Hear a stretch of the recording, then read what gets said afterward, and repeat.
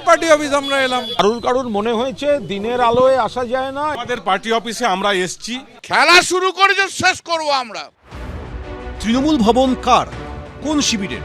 কালীঘাট তৃণমূল না ঋতব্রত তৃণমূল? তা নিয়ে নাটকীয় দড়ি টানাটানি চলল শুক্রবার বিকেল থেকে রাত অবধি।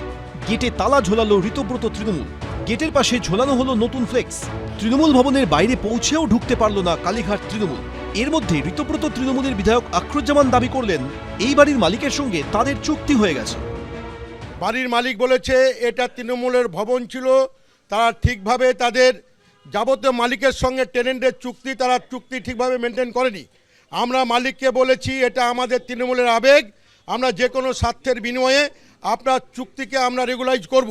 যেমন গ্রাউন্ড ফ্লোরে যেখানে কথা বলছি, সেকেন্ড ফ্লোর, থার্ড ফ্লোর সমস্ত কিছু মালিক আমাদের সঙ্গে সমস্ত চুক্তিবদ্ধ হয়েছে। একটা এগ্রিমেন্ট অক্টোবর 27, 2027 পর্যন্ত এক্সিস্ট করছে, তার মাঝখানে আর একটা এগ্রিমেন্ট করা যায় নাকি? আর আমরা এখানে রয়েছি, আমাদের অফিস এখানে চলছে, without due process of law আমাদেরকে বলে দেওয়া যায় নাকি যে আমরা এখান থেকে বেরিয়ে যাব? যে যা খুশি করলে হবে নাকি? আইন তো আইনের মতো। বাইপাসের ধারে এই বাড়িটি গত কয়েক বছর ধরে তৃণমূল ভবন নামে পরিচিত। এটি একসময় একটি হোটেল ছিল, যার মালিক মডার্ন ডেকোরেটরসের মন্টু সাহা। তার ও তার ছেলের দাবি করোনার সময় হোটেলটি বন্ধ হয়ে যায়। সেই সময় 1 বছরের জন্য এই বাড়িটি ভাড়া নেয় তৃণমূল। 2022 থেকে 2023 এই 1 বছরের জন্য চুক্তি হয়। বলা হয় নতুন তৃণমূল ভবন তৈরি হয়ে গেলেই এই বাড়িটি তারা ছেড়ে দেবেন।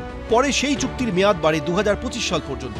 তারপর প্রায় 1.5 বছর কেটে গেলেও বাড়ি ফেরত মেলেনি বলে দাবি মালিক পক্ষের। দিদিকে বললাম এই ব্যাপার তো কী করি, দেখো আমি দেখছি। সন্ধ্যাবেলা আমাকে বললো যে ঠিক আছে, তুমি আমরা জুলাইয়ের মধ্যে খালি করে দিই। গত মাসের 20 তারিখ তৃণমূল ভবনের থেকে সাইনবোর্ডও খুলে ফেলে মালিকপক্ষ। এবার কার্যত সেই অফিসের দখল নিয়ে নিল ঋতব্রত তৃণমূল। সেই সঙ্গে পরবর্তী পরিকল্পনার কথাও জানিয়েছে তারা। আমরা অফিসটা রিনোভেশন করব, 2 দিনের মধ্যে আমরা রেগুলার, যেহেতু সব সেটআপটা করতে হবে, সেহেতু আমরা 2 দিনের মধ্যে রেগুলার অফিসে বসবো। আমরা অরিজিনাল তৃণমূল নির্বাচন কমিশন আমাদের ফুল বেঞ্চের সঙ্গে মিট করেছে। এরপরে কিছু বলার থাকে আপনার? ক্রিমিনাল ট্রেসপাস, পুরো গুন্ডাগিরি হচ্ছে, কেস হবে ক্রিমিনাল ট্রেসপাস। ওরা তো ইলেকশন কমিশনার যে বলেছে রাজডাঙ্গাতে ওদের অফিস, তো ওখানে কি করতে গেছে? শুক্রবার রাতে প্রগতি ময়দান থানায় যান কালীঘাট তৃণমূল শিবিরের কুণাল ঘোষ, বৈশ্বনর চট্টোপাধ্যায়রা। এই টানাপোড়েনের জল এরপর আর কত দূর গড়ায় সেটাই দেখা।